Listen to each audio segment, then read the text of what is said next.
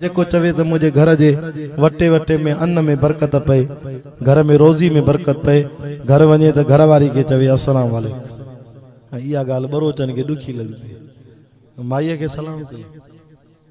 मुते नाराज न थियो, नबी साईं जो फरमान है। इए भी फरमायो तो घर के तालो लगल होजे, तू दर खोले, कोई घर में कोने, बार बच्चा घुमण विया पो भी सलाम कर, रहमत जा मलाइक जवाब दींदा, सलाम अल्लाह जो नालो आ। घर में दाखिल थी सलाम पढ़, नबी साईं ते सलात पढ़, तुझे घर में बरकत थी। ये हुजूर जी सुन्नत आ। साईं जन घर ईंदा, नबी साईं को मथे बियो केर आ, अम्मा आयशा जदी नबी साईं घर ईंदा असा के सलाम कंदा, अस्सलाम वालेकुम कंदो न इंशाअल्लाह। हलऊं अॻिते। इब्राहिम अलैहिस्सलाम छा जो क़ाल सलामुन अलैका सअस्तग़फिरु लक रब्बी इन्नहु कान बी हफिया। बाबा तू नथो सुधरे, मुझी गाल नथो मने, मुके भली घर मो कढो, मां वञाए तो खराइण वारो केरा। ओ बाबा भली तू मानी न रे, अल्लज़ी हुव युतइमुनी व यस्कीन, मां इब्राहिम के उहो अल्लाह खाराइंदो, उहो प्यारींदो। व इज़ा मरिस्तु फहुव यशफीन, मां बीमार थींदुम त मांखे शफा भी उहो ही दींदो। हल साईं मेहमान नवाज नबी आ, पर इतो खुदा जी बेपरवाही तो समझाया त ॾिसो पीउ जी भी परवाह नाहे।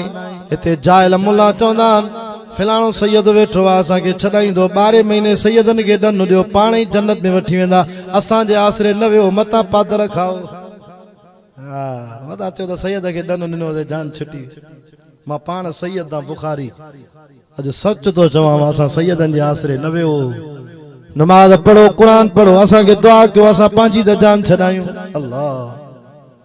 याद रखो, ॾन मन ते कम न हलंदो। असां सैयदनि जो करबला में हिकिड़ो बच्चो हो, इमाम ज़ैनुल आबिदीन, जितो असां सैयद खानदान वधियाऊं। इन इमाम ज़ैनुल आबिदीन पुत्र आ इमाम हुसैन जो, इमाम हुसैन पुत्र आ अम्मा बीबी फातिमा ज़हरा जो। माना असां सैयदनि जी वॾी अम्मा बीबी फातिमा ज़हरा आहे, उन जो हाल तो ॿुधायां। मां जन्नतुल बकी में हिन साल मां वियोसि, मां जुलाई जे महीने में मदीने वियोसि। हिन साल मां बैतुल्लाह जो हज पढ़ी आयमि। 40 लख हाजी मूंसां गॾु हज में शरीक। 16 जून ते असां हज पढ़ियोसीं, 20 जलसा मके मदीने में कुरान जा कयासीं। मां मदीने में वियोसि, अम्मा बीबी फातिमा ज़हरा जी कब्र ते मुंहिंजी अखियुनि में पाणी अची वियो। मां सूरत तबारकल्लज़ी बियदिहिल मुल्क, अम्मा खातून जन्नत जी कब्र ते, हज़रत उस्मान जी कब्र ते मां कुरान पढ़ी आयम। मांखे वो मंजर याद अची वियो, मुझी अम्मा, ओ मुझी अम्मा तू त सियारे जी रात में तहज्जुद जी नमाज में 7 सिपारा कुरान जा रोज रब साईं के एक रकात में ॿुधाईंदी हुई। ये उहा अम्मा खातून जन्नत हुई, इमाम हुसैन जी अमर बाबे सां मिलण ईंदी हुई। बाबू मोहम्मद उथी भी कुलन तो चादर लाए जमीन ते विछाए पंहिंजी न्याणी जो इस्तकबाल कंदो हो। ये उहा न्याणी आ जेके मुस्तफा फरमायो, फातिमा ओ फातिमा, फातिमा तुझे लाए बशारत हो ॾियां। जिब्रील तो चे महशर दे मैदान में बीबी मरियम भी बीठी होंदी, सोना मोहम्मद तुझी अमड़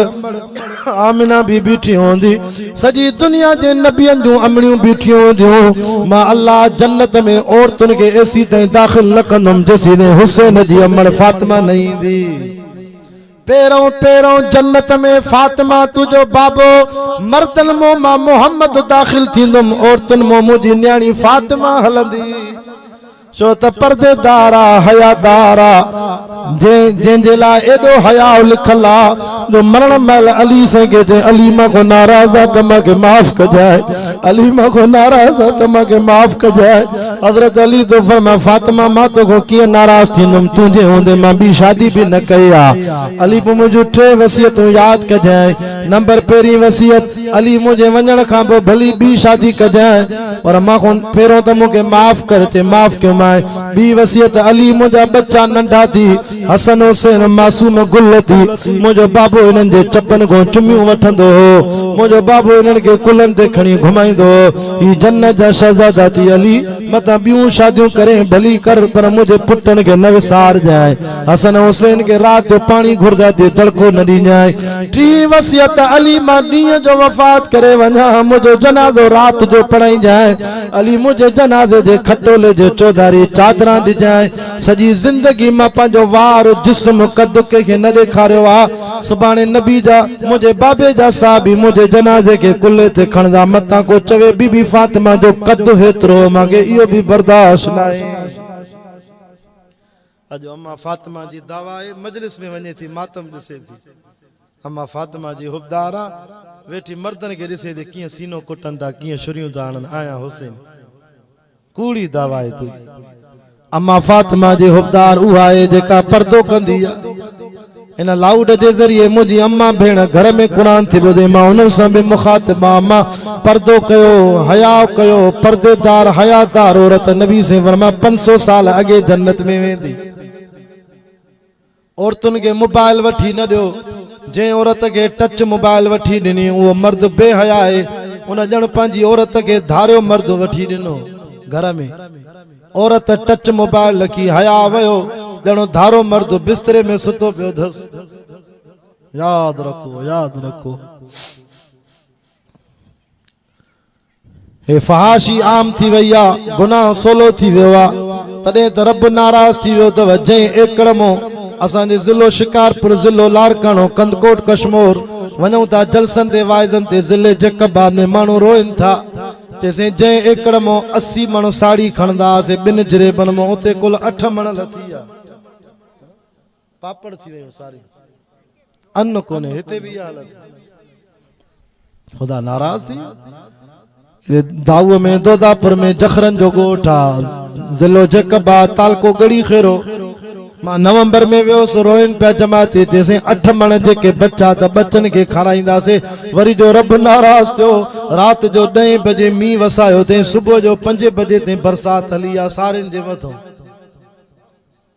10 बजे वारो मी 5 बजे आजान नान पो बंद थियो आ अल्लाह एडो नाराज थियो ये 8 मण भी तबाह करे छने ये भी गिरो न खाए काडे बिज जा भाण जा खर्च वया हला जमींदारन कर्जी करे छरियो फसल तैयार हो जे अल्लाह जो अज़ाब अचे समझो तो रब नाराज है ना बरसात वस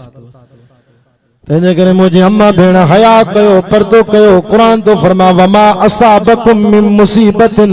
फबिमा कसबत अयदीकुम तवा जे मतो जेका मुसीबत इंदी आ यो मां अल्लाह जे तरफों थव पांजे अमलन जी खोट थव गुनाह जी सजा थव व याफू अन कसीर अना घणा गुनाह तमा माफ करे छडींदो तमाम अना मां अल्लाह घणन गुनाह ते पकड़ न कंदो आ मन सुधरन न सुधरदो त मां अल्लाह जे आडो देर नाहे रुगो अज़ाब जो हिकड़ो लकुड़ ये चूंडी पाया त ताजो सजो घोटकी ताजो सजो सूबो सिंध तबाह थी वने पर छडाव तो जो मुझे मोहम्मद पाक जा उम्मती आयो रसूलुल्लाह जे करे रहम थो कयावा अचो कुरान समझो शिरक को तौबा कयो जिना को तौबा कयो जुआ को तौबा कयो नबी से फरमाया जो जुआ थो खेडे उन जा बई हथ जणो सूअर जी रत में भरल अज जय स्टॉप तो गुजर था कयो जय स्टॉप ते शहर को अचे तो स्टॉप तो जुआ घर वेठा ही वेठा तास तो हर के हथ में अगे मुसलमान सुबह जो उथंदो कुरान खणदो हाने सुबह ना उथे चे तो तास या पता काडे विया अज मता खटी अच जुआ एडी आम थी वई आ हराम अंदर में अची वियो आ औलाद बो छो न नाफरमान ते जुआ जो पैसो हराम आ जुआ अगर करी खुश न थींदो सदाई यो घर जा वट्टा थाम भी विकणी छडी ये किन्नी बीमारी आ हलाल में बरकत आ हलाल में रिस्क में बरकत आ ज़कात जो महीनो अचे वतो मथो रजब ज़कात कढो अल्लाह बरकत कंदो छो तो कुरान में वायदो क्यों थे वमा आतैतुम मिन ज़कातिन तुरीदून वजह अल्लाह फौलाइका हुमुल मुज़ीफून घर में सोन पियो थी घरवारी जो न्याणिन जो हिसाब किताब कर आलम बैठा थी मुफ्ती बैठा थी मदरसन में बुधा बैंक बैलेंस केतरो थी हबीब बैंक में घणा पैसा पिया थी यूनाइटेड बैंक में घणा पिया थी एमसीबी में घणा पिया थी यो हिसाब किताब करे पंहिंजे अकाउंट जो रमजान में या शबान में या रजब में अल्लाह तो चे ज़कात कढ मुझो कुरान में तो सा वायदो आ बकाया माल जी हिफाजत भी कंदो मां बीणो भी करे दींदो सा ज़कात न कर दे त मां रब के खोड़ तरीक़ान झेड़ा कराए पुलिस के मोकले कढाए छॾींदो साईं जे न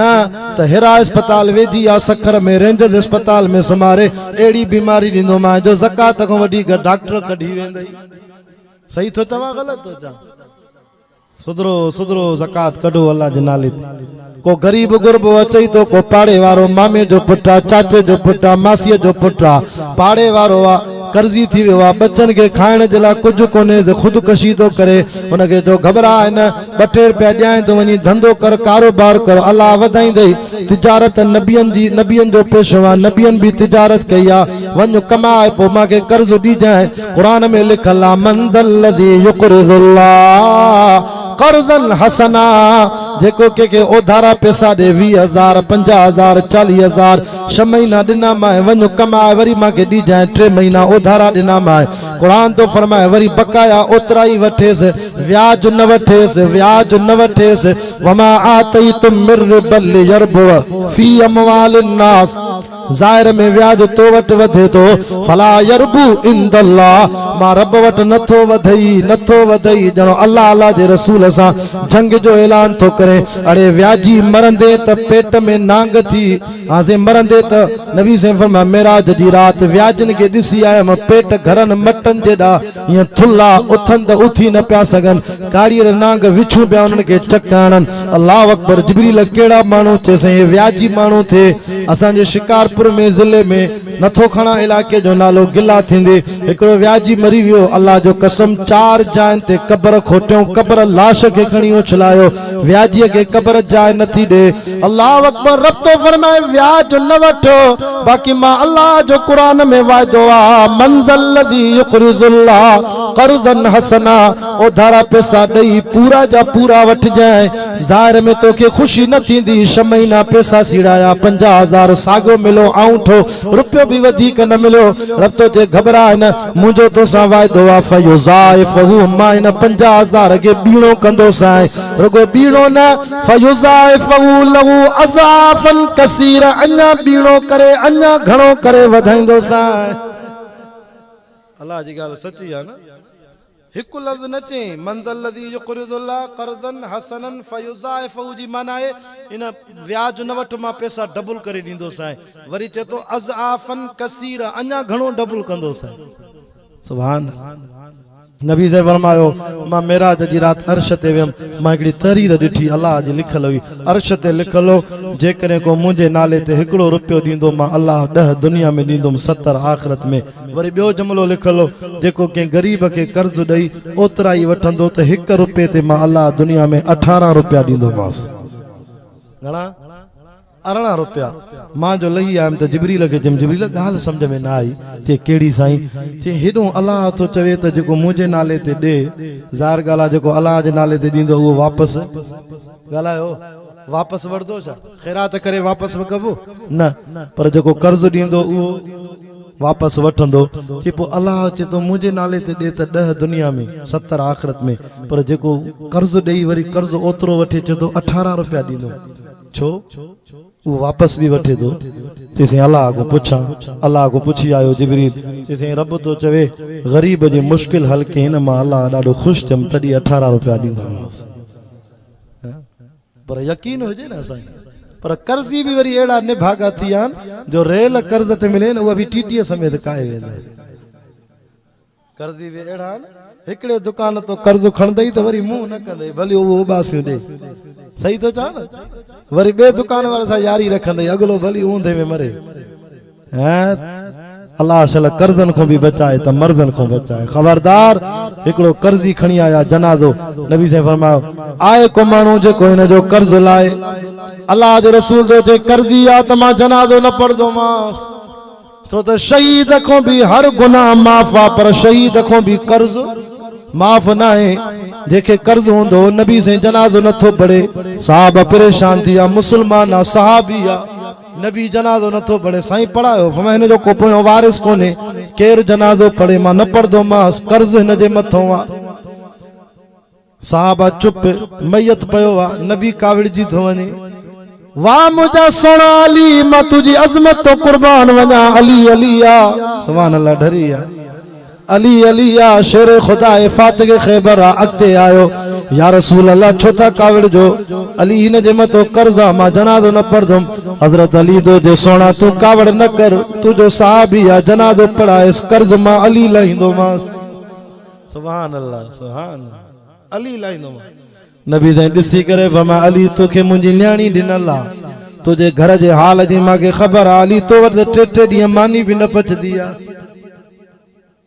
अली तुझे घर में 3 ॾींहं बच्चा बुख ते हूंदा आहिनि हसन हुसैन मुंहिंजी न्याणी फातिमा मानीअ जे टुकर जे लाइ परेशान हूंदी आहे अली तूं छो थो कर्ज़ खणे हिन जो भला तूं हिन जो माइट आहे छा चइसि माइट बि न आहियां भला दोस्त थी छा प्यारो चइसि मुंहिंजो दोस्त बि न आहे अली पोइ हेॾा साहबी वरी तूं तो पंहिंजे मथां बार खणे हेॾे तक जांइ अली कहिड़ो जवाबु ॾिनो साईं मूंसां हिकिड़ो ॿियो रिश्तो हिन जो आहे चई कहिड़ो चइसि क़ुरान में लिखल आहे इन्नमल मोमिनून इख़वतुन इन्नमल मोमिनून इख़वतुन साईं मोमिन मोमिन जो भाव आहे मुसलमान मुसलमान जो भाव आहे साईं मुंहिंजी दिलि बर्दाश्त न कयो जो साहबी जो जनाज़ो आहे मुंहिंजो मोहम्मद काविर जी वञे जनाज़ो न पढ़ाए सोना खणेसि मां अली मज़दूरी करे बि कर्ज़ लाहींदोमांसि महीना महीना गुज़री विया 2-3 महीना नबी से पुछंदा अली दे ख़बर हुन जो कर्ज़ लाथई चइसि अधु लही वियो आहे दुआ के बाक़ी अधु लाहींदोमांसि इहो थी मुंहिंजो सुहिणो अली तरबियत अहिड़ी हिन घराणे जी इमाम हसन हुसैन मदीने जी मस्जिद में एतिकाफ में वेठा रमजान जो महीनो आहे अल्लाह एतिकाफ में हिकिड़ो साहबी को मुश्किल में तकलीफ़ में हो उहा तकलीफ़ न पई हल थे इमाम हसन खे वञणो पियो आख़िर एतिकाफ भॻई रमजान जो मस्जिद नबवी जो एतिकाफ इमाम हसन टोड़े हिन हमरा जो कम करे मोटी आयो वरी मस्जिद में वेठो साहब जो साईं हे छा कयव रमजान जो एतिकाफ भञी छॾियव हेॾे तक जांइ इमाम हसन अशदा गुरखणी नबी जे रोज़े ॾे इशारो कयो ते हाज़ा क़ौल मुहम्मद रसूलुल्लाह साहबियो हिन रोज़े में मुंहिंजो नानो मोहम्मद सुतल आहे मां इने खां ॿुधो जेको के मुसलमान जी मुश्किल में मदद करे गरीब जी मुश्किल हल करे अल्लाह उनखे मदीने जी मस्जिद नबवी जे 10 सालनि जे एतिकाफ जो सवाब मुफ्त में ॾेई थो छॾे चे मां एतिकाफ बराबर भॻो आहे आईंदा साल मां इन जी कज़ा कंदुसि पर सवाब में तव्हां को मारे वियमि जो मूंखे 10 सालनि जे एतिकाफ जो सवाब मिली माण्हुनि जी मुश्किल हल कयो माण्हुनि जे कम अचो ग़रीबनि जी मदद कयो सुभाणे मरी वञो त पोइ तॾे ते तव्हांजी नेकी इहो बि त साहबियो जंहिंजे तॾे ते माण्हू अची रोअनि पिया 300 अजनबी तवज्जो के मुझो कलाक पूरो थियण वारो आहे बस मैं 5 मिनट में गाल खत्म कंदम मुझो सफ़र आहे वरी ठुल जे बाद अल्लाह अकबर कबीरा साहबीअ जे तॾे ते रोइन था साहबा परेशान थी विया हे केरु आहे जेके रोइन था ॾिसण वारा ॾिसी करे चवंदा हिकिड़ो थो चए अदा मुंहिंजो त अबो हो तव्हां छो था रो तॾे ते ॿियो थो चए अदा मुंहिंजो चाचो हो तव्हां छो था रो टे चयो अदा मुंहिंजो मामो हो तव्हां छो था रो हिकिड़े चयो अदा मुंहिंजो मासात हो तव्हां छो था रो हिकिड़े चयो अदा मुंहिंजो भेणवियो हो कंहिं चयो मुंहिंजो सालो हो तव्हां केरु आहियो जेको असांजे तॾे ते रो था उन 300 अजनबी साहबा जो अमीर थो ॻाल्हाए चए थो अदा असां सभु जेके गॾु थी आया आहियूं हिन जे जनाज़े में तॾे ते रहूं था अदा असां 300 ग़रीब मिसकीन आहियूं असांजे घरनि जे महीननि जा राशन ऐं ख़र्च ॾियण वारो इहो जवान हो साहब जी ख़ैरात भी अजीब आहे पुट खे ख़बर न आहे त बाबो काथे काथे ख़ैरात ॾींदो आहे भाणे खे ख़बर न आहे भाइटे खे ख़बर न आहे त मुंहिंजो चाचो काथे ख़ैरात कंदो यार असांखे त ख़बर न आहे असांजो हमरा ईअं को ख़ैरु कढंदो चे 300 घरनि जो राशन इहो वठी ॾींदो हो पर भाउ पुट खे ख़बर न आहे त बाबो काथे ख़ैरात कंदो हाणे हिकिड़ो बाचको ॾींदई बि 17 फोटूं कढंदई वठण वारा बि ॿुॾीअ में शर्म में ॿुॾी था वञनि फोटू त कढो 5 किलो खंडु ॾियां थो ग़रीबनि कनि था नथा कनि हिकिड़ो बाचको ग़रीबनि खे विराईंदे 20 फोटूं कढाए वॾे पेज ते हणाईंदे वाह जी अल्लाह वटि क़बूल थींदी क़बूलियत इहा आहे न 300 घरनि जो ख़र्च ॾे थो पीउ खे पुट खे ख़बर न आहे भाइरनि खे ख़बर न आहे त बाबा काथे थो ख़ैरात रखे सुभान अल्लाह अचो मां 3 आयत सम्झायां अल्लाह अकबर कबीरा हलऊं अॻिते वमा क़दरुल्लाह हक़ क़दरिही अल्लाह से फरमायो न कदर कयो मां अल्लाह जो जेतिरो हक़ आहे कदर करणु नबी चवे वल अर्ज़ जमीअन क़ब्ज़तु या ज़मीन समूरी मां अल्लाह जे राया मां रब जी मुठ में बंदा वल अर्ज़ु जमीअन क़ब्ज़तुहु यौमल क़ियामति वस समावात सुभान अल्लाह मतवियातुम बियमीने नबी चो मुशरिकन काफरन के तवा जे माबूदन के केड़ी ताकत आ अरे मां अल्लाह जी इबादत को मुजी ताकत एडी वडी आ नबी चवे त मुजो अल्लाह उहो आ बलिल्लाह फअबुद बल्कि नबी हिकड़ो अल्लाह थी उन जी इबादत कर व कुम मिनश शाकिरीन सुभान अल्लाह डरिया शुक्रगुजार बानो कंहिंजे दरजो थे ठीक आ हिन साल खणी फसल न दिनो थे पो भी अल्लाह जी दान न कयो त मरी वियासे कर्जी थी वियासे बस रब जेको ॾिनई असां के अमलन जी शामत आ रब हाणे तुझो दर न छॾींदासे तौबा कंदासे हेरे कुरान में चे तो फकुल तुस्तगफिरू रब्बकुम इन्नहु कान गफ्फारा अब तां जी दिल चवे थी त असां जो माल वधे नथी चवे दिल ता कदी के मौलवी न को साईं बेर वारे को हाले जी वारे को या दुआ घुराई आ त साईं दुआ घुर मुजो माल घटजे केड़ी दुआ घुराईंदा ब दुकानन त 4 थन 5 में हुन त 10 थन ता हमेशा वधण जी दुआ कई आ अचो सैयद हबीबुल्लाह शाह ता के कुरान मो अल्लाह जो वजीफो दोरे अल्लाह तो चे जेको हे कम करे उन जो माल भी मां वधाइंदो मास बच्चा भी मां वधाइंदो मास बुधाया माल वधण जो नुस्खो बुधाया आहे भी कुरान में कुरान जो नुस्खो सच्चो कन कच्चो फकुल तस्तगफिरू रब्बकुम इन्नहु कान गफ्फारा युरसिलिस समा अलैकुम मिदरारा व युमदिदुकुम बिअमवालिन व बनीन जतो रोजानो 100 दफो मुझे दरते इस्तगफार कयो अस्तगफिरुल्लाह रब्बी मिन कुल्ली ज़ंबिन व अतूबु इलैहि तौबा कयो इस्तगफार कयो मां अल्लाह बकम कंदम आसमान को बरकत जो मी वसाइंदो साए व युमदिदुकुम बिअमवाल तुजो माल भी वधाइंदो मां तुजी औलाद भी वधाइंदो साए चो इंशाअल्लाह कंदासे मौला मुफ्ती तकी ओस्मानी लिखियो आ त माण्हू रात जो सुम्हे बिस्तरे ते हिसाब करे अज सॼो ॾींहुं केतिरा गुनाह कया अज अख सां केतिरा गुनाह कया कननि सां केतिरा गुनाह कया हथनि पेरनि सां गुनाह केतिरा कया गुनाह यादि करे इस्तगफार करे सुम्हे मतां निंड में साह निकिरी न वञेसि मौत न अची वञेसि इस्तगफार घणी कंदे नबी से रोज़ इस्तगफार कंदा हा अल्लाह तुंहिंजो माल भी वधाईंदो औलाद भी वधाईंदे हा साईं छातो चए वल अर्ज़ु जमीआ ज़मीन मां अल्लाह जी मुठ में बंदा वसमावात मतवियातुम बियमीन चतो सत आसमान मां अल्लाह सजे हथ में हिय हिय पनन वांगुर वेड़ींदो मास यौम नतविस समा कतई सिजिल लिल कुतुब गोटकी वारो केडो वडो आसमान आ चतो मां अल्लाह जे आरो कुछ भी ना है सत आसमान ये कागज जे वर्कन वांगुर वेड़े उछले छना वरी बया आसमान अरे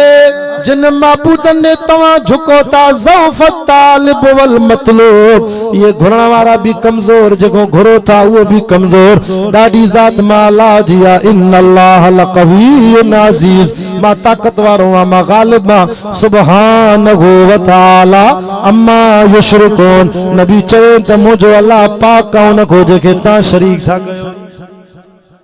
4 आयतूं थी वयो बाकी मुजो 3 आयतूं बच्चन मुजो वाइज खत्म आ सादो फरमाए वनफिख फिस्सूर सुभान अल्लाह कर तो पूरो क्या वनफिख फिस्सूर फसाइक मन फिस समावात 5 आयत में मुजो रब तो फरमाए इसराफील जी मुजा अल्लाह ही नड़ो त वठ ओ ये कुदरत जो वडो नड़ो आ उन के ब पासा एकड़ो पासो ये कन ते रखियो तई बियो पासो ये वात ते रखियो तई के इसराफील अलैहि सलाम मलाइका ये जो वेठो आ त हजारे साल गुजरिया हाने भी वेठो आ हिन महल भी वेठो आ छो वेठो आ रब हुकुम कर दरगो फूक दिया पो छा थींदो वनफिख फिस्सूर फसाइक मन फिस समावात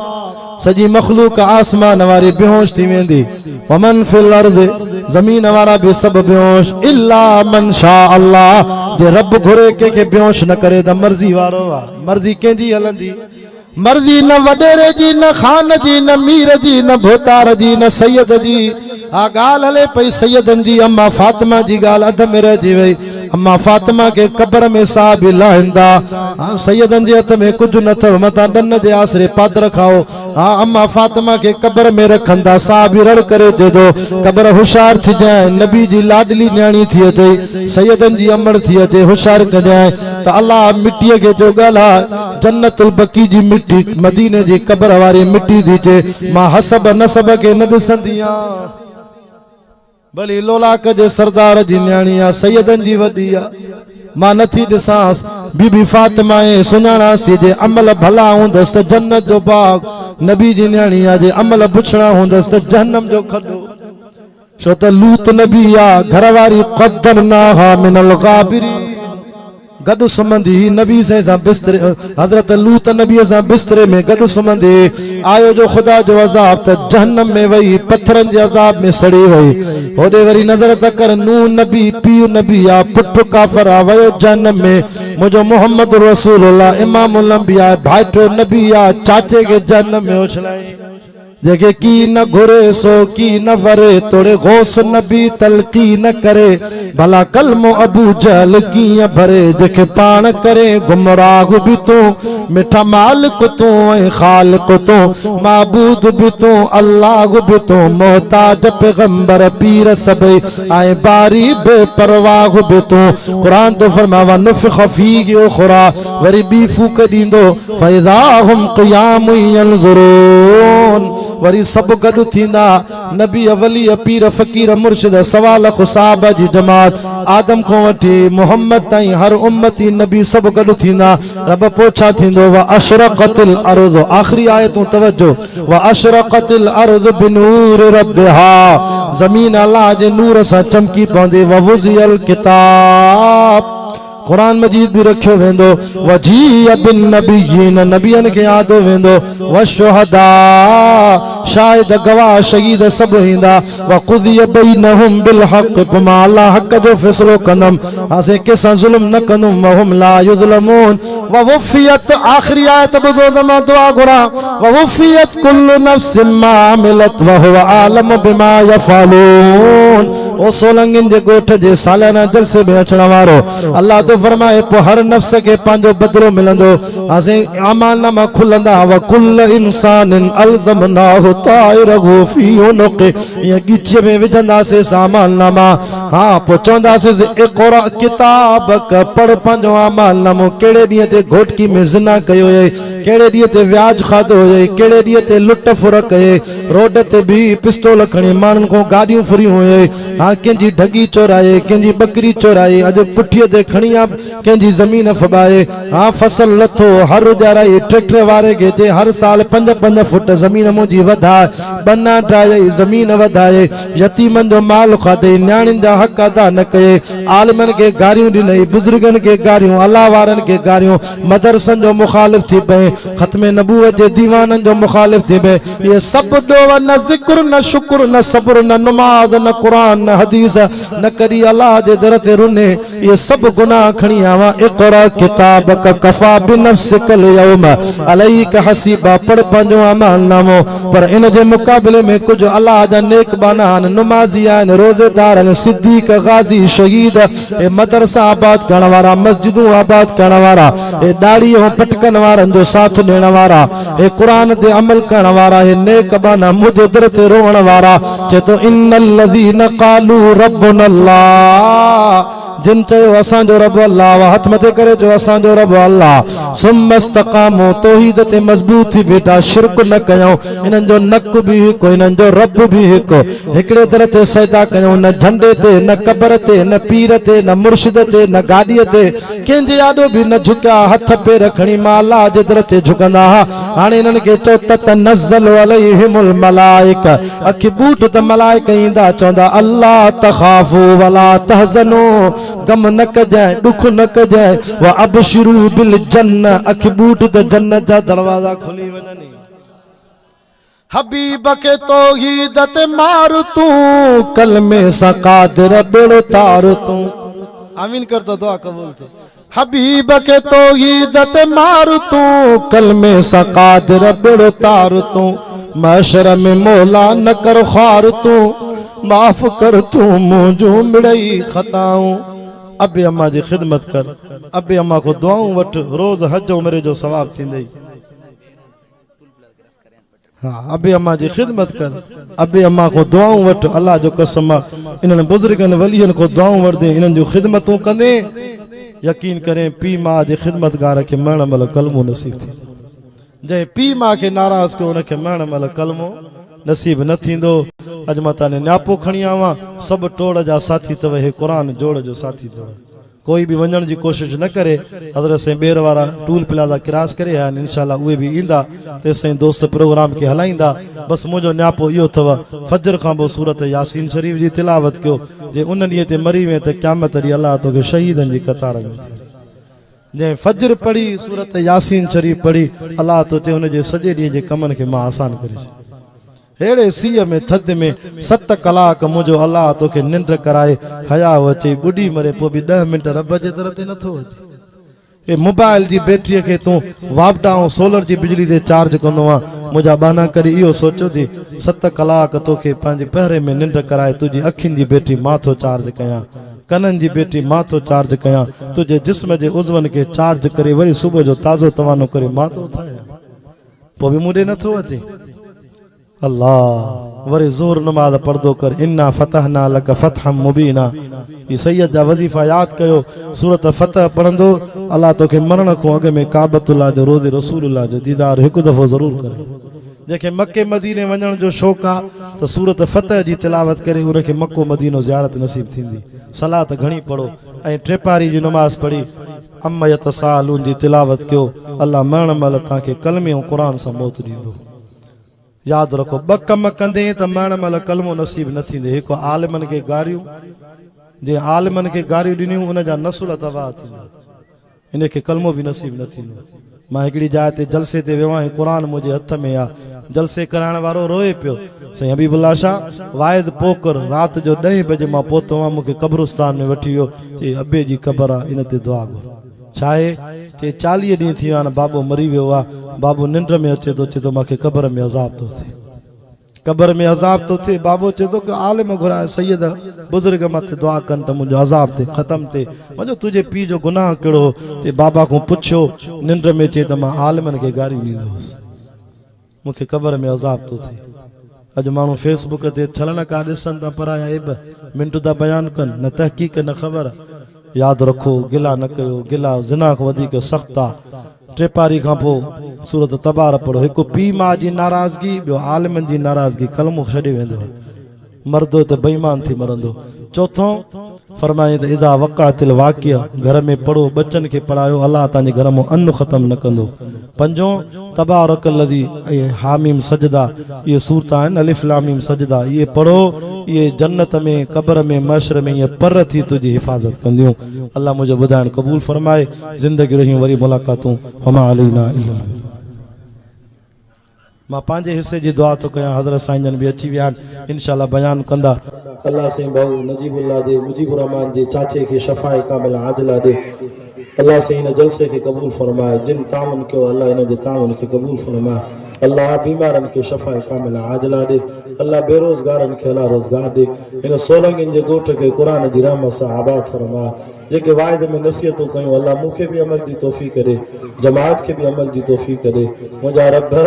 असांखे कर्ज़नि खां बि बचाए मर्दनि खां बि बचाए मुंहिंजा अल्लाह असांजूं कमी कोताहियूं माफ़ फरमाए असां ॾींहं राति तुंहिंजे रस्ते में तुंहिंजे क़ुरान जो न्यापो था पहुचायूं अल्लाह असांखे इख़लास नसीब फरमाए अल्लाह रिया तकब्बुर वॾाई खां बचाए मुंहिंजा अल्लाह क़ुरान ते अमल जी तौफ़ीक़ नसीब फरमाए हिन मदरसा मस्जिद तहफ़ीज़ुल क़ुरान खे आबाद फरमाए पढ़ाइण वारे उस्ताद जी शागिर्दनि जी महिनत क़बूल फरमाए अल्लाह जिन हिन प्रोग्राम में माली जानी ताउन कयो आहे अल्लाह हिननि जे घरनि में ख़ैर क़बूल फरमाए अमड़ियुनि न्याणियुनि जिन ख़िदमत कई आहे उन्हनि खे नरीना साले औलाद अता फरमाए बे औलादनि खे साले औलाद ॾे रब हिन सोलंगिन जे ॻोठ खे क़ुरान जी रहमत सां आबाद फरमाए रुठलनि खे पाण में परचण जी तौफ़ीक़ नसीब फरमाए असांजी ज़ुबान खे ज़िक्र शुक्र सब्र जी तौफ़ीक़ ॾे आख़िरी वक़्तु हुजे असांजो ख़ात्मो बि कलमे सां नसीब फरमाए सल्लल्लाहु तआला अला रसूल ख़ैर ख़ल्क़िही मुहम्मद व अला आलिहि व असहाबिही अजमाइन सुम्मा अजमाइन अल्हम्दुलिल्लाह व या मोहतरम।